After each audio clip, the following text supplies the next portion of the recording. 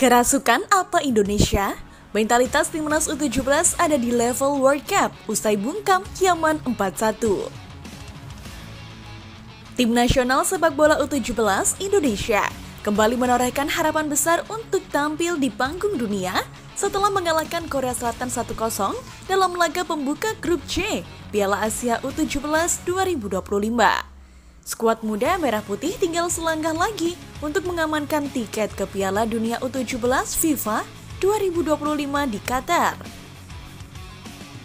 Keberhasilan ini menjadi partisipasi kedua Indonesia di ajang prestisius kelompok usia tersebut, sekaligus yang pertama kali melalui jalur kualifikasi. Timnas U17 Indonesia merupakan bagian dari sistem pembinaan usia muda PSSI yang ditunjukkan untuk mempersiapkan pemain-pemain masa depan. Skuad ini berisi pemain berusia di bawah 17 tahun dan telah menjadi representasi Indonesia dalam berbagai kejuaraan internasional. Panggung tertinggi di kelompok umur ini adalah Piala Dunia U17 yang diselenggarakan setiap 2 tahun oleh FIFA dan menjadi wadah lahirnya calon bintang sepak bola dunia. Skuad Garuda Muda kembali melakoni partai kedua grup C Piala Asia U17 2025 melawan Yaman yang berlangsung di Stadion Prince Abdullah Al Faisal, Jeddah, Arab Saudi, Senin 7 April 2025. Timnas U17 Indonesia berada di puncak grup C Piala Asia U17 2025 usai membungkuk Yaman. Garuda Asia juga memastikan kelolosan ke Piala Dunia U17 2025.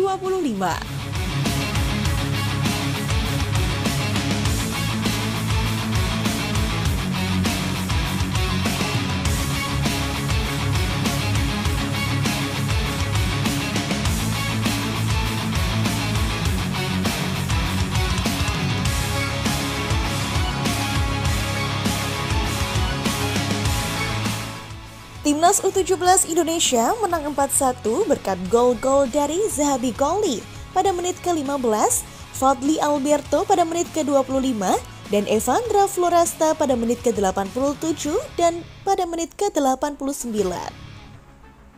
Di sisi lain, Yaman hanya bisa memproduksi sebuah gol balasan melalui Muhammad Al-Garas pada menit ke-52.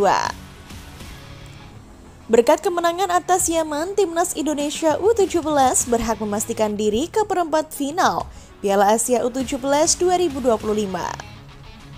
Timnas U17 Indonesia asuhan Nova Arianto sudah tak mungkin tergusur dari posisi 2 teratas klasemen grup C Piala Asia U17 2025.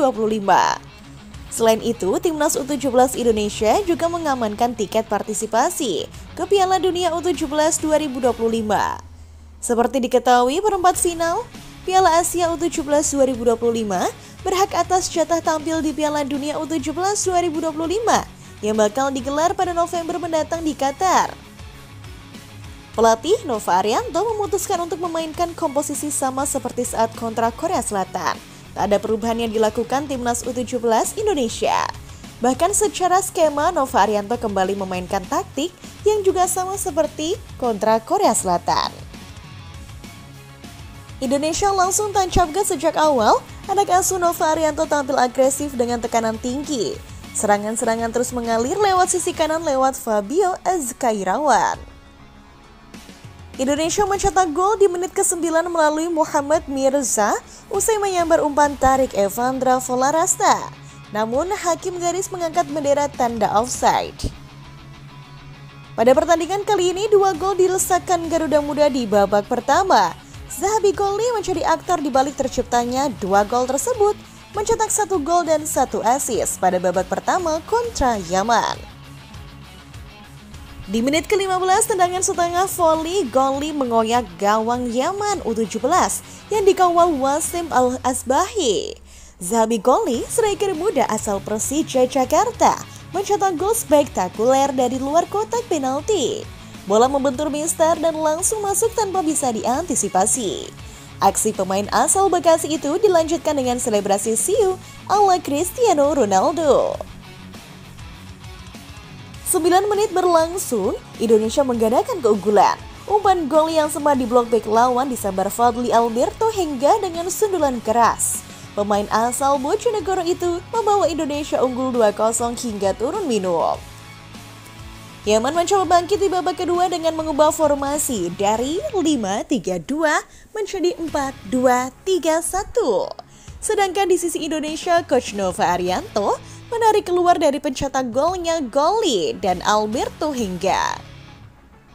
Hasilnya, Yaman mendapatkan penalti pada menit ke-51 usai pelanggaran oleh Putu Panci. Kapten Muhammad Algara sukses menaklukkan Dava Al-Ghasemi, skor berubah menjadi 2-1. Meski sempat mendapat tekanan, Indonesia tetap tenang. Beberapa peluang Yaman berhasil digagalkan oleh Matthew Barker dan Dava. Pergantian pemain juga jadi kunci, Mirza digantikan Josh Holong Jr. dan semuanya memberikan dampak yang instan. Raffi yang juga baru masuk pada babak kedua berhasil mengecoh kiper Yaman dan membuat Indonesia mendapat penalti pada menit ke-83. Eksekusi dingin dari Evandra Florasta membuat Garuda Muda kembali menjauh 3-1. 3 menit berselang, Evandra kembali mencatatkan namanya di papan skor. Kali ini memanfaatkan asis Josh Holong. Arek Malang itu mengunci kemenangan 4-1 dan mengantar Indonesia ke Piala Dunia U17 lewat jalur kualifikasi untuk pertama kalinya. Kemenangan ini membuat Indonesia memiliki double untung. Pertama adalah berhasil lolos otomatis ke Piala Dunia U17 2025 di Qatar. Kedua, tentu saja lolos ke perempat final Piala Asia U17 2025. Keberhasilan Garuda Muda lolos ke Piala Dunia U17 2025 merupakan sejarah tersendiri karena dilalui melalui babak kualifikasi.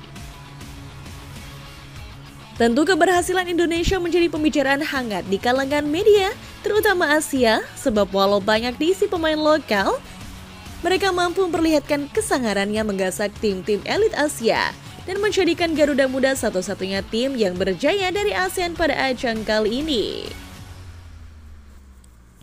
Nova Arianto sebagai kepala pelatih pun banyak mendapatkan pujian atas kinerjanya yang langsung dibuktikan bahwa pelatih lokal juga mampu memberikan perubahan nyata. Ya, seperti yang kita tahu, Nova adalah warisan dari Shin Tae-yong. Ilmu yang ia pelajari saat menjadi asisten pelatih asal Korea tersebut langsung ia terpaksa dalam mendidik anak asuhnya. Dan hasilnya terlihat ketika para skuad Garuda mampu menjadi kuda hitam dalam ASEAN Cup U17 kali ini. Media Asia menyoroti bahwa Indonesia U17 bisa saja menembus final kejuaraan kali ini, bahkan bisa menjadi juara jika mereka terus mampu konsisten dengan menunjukkan fighting spirit seperti pertandingan yang telah dilakoni. Kendati demikian, perjuangan timnas Indonesia U17 belum berakhir. Evandra dan kawan-kawan ingin terus menjaga fokus dan menjaga tren kemenangan sampai laga terakhir grup C. Pada laga pamungkas grup C, timnas U17 Indonesia bakal bersua dengan Afghanistan Kamis 10 April 2025 atau Jumat 11 April 2025 dini hari waktu Indonesia bagian Barat.